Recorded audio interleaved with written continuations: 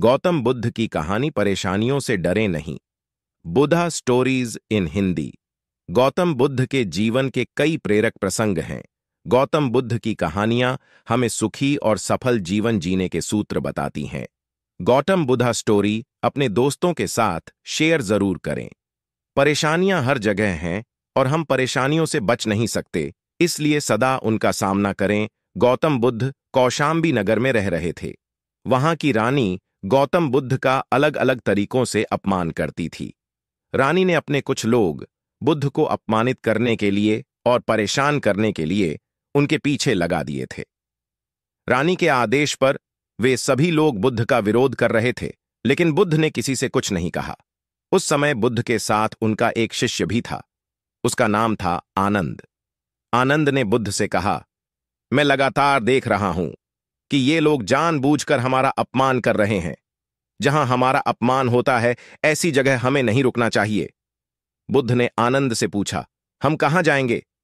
आनंद ने कहा, किसी और जगह चले जाएंगे जहां ऐसे लोग ना हो। बुद्ध बोले, अगर वहां भी ऐसी ही परेशानियों बनी तो फिर कहां जाएंगे और हम कब तक भागते रहेंगे? अपमान भी एक समस्या है। हम अहिंसा, धैर्य के साथ विनम्रता और शालीनता से ऐसे लोगों का सामना करेंगे। बुद्ध की सीख परेशानियां हर जगह हैं। हम परेशानियों से बच नहीं सकते, इसीलिए समस्या चाहे कैसी भी हो, हमें उसका सामना करना चाहिए। किसी व्यक्ति के लिए पहले से ही कोई राय न बनाएं। गौतम बुद्ध का एक खास शिष्य धम्माराम आश्रम में अपना काम करता और काम पूरा होने के बाद वह एकांत में चला जाता था।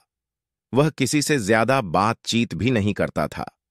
जब धम्माराम एकांत में ज्यादा रहने लगा तो अन्य शिष्यों को लगा कि इसे घमंड हो गया है।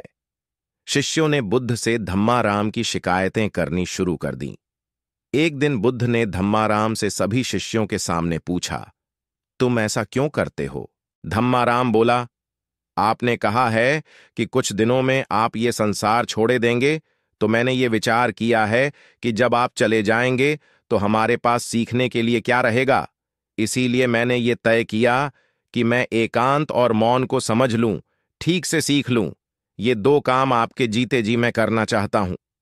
बुद्ध ने अन्य शिष्यों से कहा, तुम सभी ने देखा कुछ और समझा कुछ। तुम्हारी आदत है कि तुम दूसरों की बुराई करते हो, इसीलिए तुम सभी ने धम्माराम की अच्छी बात को भी गलत रूप में लिया। बुद्ध की सीख, हमें किसी व्यक्ति को ठीक से जाने बिना उसके बारे में कोई राय नहीं बनानी चाहिए। अगर कोई अच्छी बात सीखना चाहते हैं तो घमंड छोड़ दें। एक दिन बुद्ध के शिष्य आनंद ने पूछा, आप प्रवचन देते समय ऊंचे स्थान पर बैठते हैं और सुनने वाले नीचे बैठते हैं, ऐसा क्यों? बुद्ध ने आनंद से कहा, एक बात बताओ, क्या तुमने कभी किसी झरने से पानी पिया है? आनंद बोला, हां, मैंने झरने से पानी पिया है।